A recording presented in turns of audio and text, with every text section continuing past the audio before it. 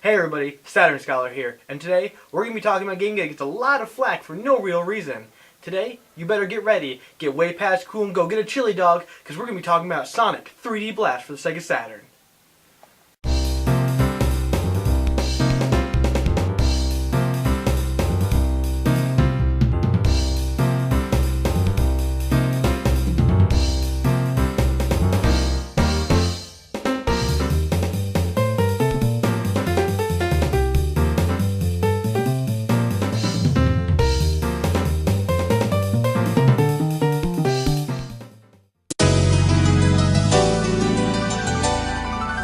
Sonic 3D Blast, also known as Sonic 3D Flicky's Island in Europe and Japan, is an isometric platforming game and the first 3D game in the Sonic the Hedgehog series.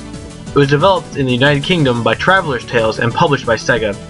Primarily developed as the last Sonic game for the Sega Mega Drive/Genesis, it was later ported to the Sega Saturn and the PC, and later re-released on many compilations and digital distribution platforms as well. In contrast to the other Sonic games released for the Sega Genesis, which were 2D side-scrolling platformers, this game is played from an isometric viewpoint in a 2D environment and uses pre-rendered 3D sprites that display pseudo-3D graphics. The story of Sonic 3D Blast is that Dr. Robotnik discovers mysterious birds called Flickies that live in an island in an alternate dimension.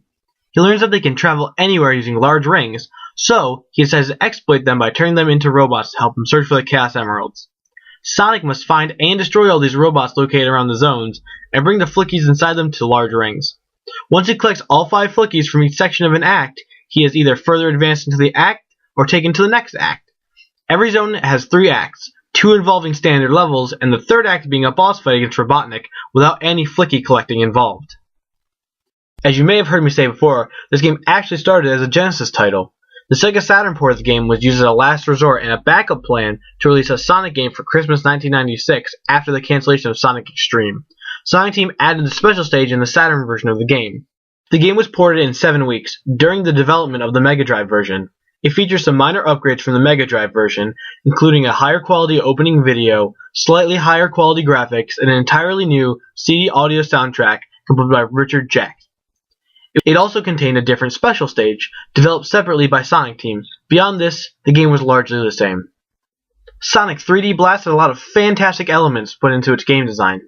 The opening is fantastic, and I also love the menu. It's simple, yet effective. This game has amazing music and sound design. The music loops are a little short, however. I think my favorite part of this game is that there are no time limits. The game is completely focused on exploration.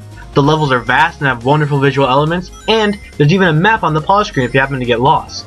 The bonus stages added are absolutely fantastic. They reward you with either a Chaos Emerald or a 1-up, and they become increasingly more difficult as the game goes on. Another cool element they put in the game are cameos by other Sonic characters like Tails and Knuckles. They're your transport to the bonus levels. The loading times aren't too long, but the loading screen is kind of static and boring. An interesting thing to note is that every level has new enemies, instead of just taking enemies from earlier worlds and recoloring them for later worlds. Lives are abundant in this game, which is fantastic if you intend on exploring every single nook and cranny of the game, because, trust me, you're going to need them in the later levels. And like in a lot of other Sonic games, there are parts of the level that kind of play themselves. You know, hit a bumper there, go in a loop there, and those are always really cool to watch. And they serve as a fantastic transition between different parts of one act. Now I'm going to talk about some of the bad things I saw while playing Sonic 3D Blast. The isometric view makes it hard to judge depth for complex platforming. Also, Sonic's momentum makes him kind of hard to control, and you'll feel like you're fighting the game while you're running through the levels. Because the game is based on exploration, it removes the idea of Sonic being fast, which is of course the main draw of Sonic, and this might push some players away. While we're on the subject of exploration, I want to point out that this game still uses the old Sonic the Hedgehog mainstay of not being able to save the game anytime you want. This ends up being a problem, because in a game based on exploration, you're not going to want to explore the same couple levels every time you boot up the game. The power-ups in this game do not feel as satisfying as they do in the other Sonic games, except for invincibility. The speed shoes feel more like another hazard because of the slow pace of the game. The power-ups in this game actually benefit you more while exploring. For example, if you have the fire shield on, and you find something that shoots fire, you won't be affected by the fire. Last but not least is the fact that your Flickies can also get hit when they follow you, which causes them to scatter. The Saturn port of the game definitely has more pros than cons, and it really gets a lot more flack than it deserves. This game is often criticized because of its lack of similarity to the other Sonic games of that time. Another reason it's panned is because people haven't played the superior Saturn version, because the Genesis version is packaged with all the collections that include 3D Blast. In conclusion, Sonic 3D Blast is definitely a game you should own in your Saturn collection if you have one, or if you play Saturn casually, definitely a fantastic game to pick up. This is Saturn Scholar signing out, and so you know, to learn is to live.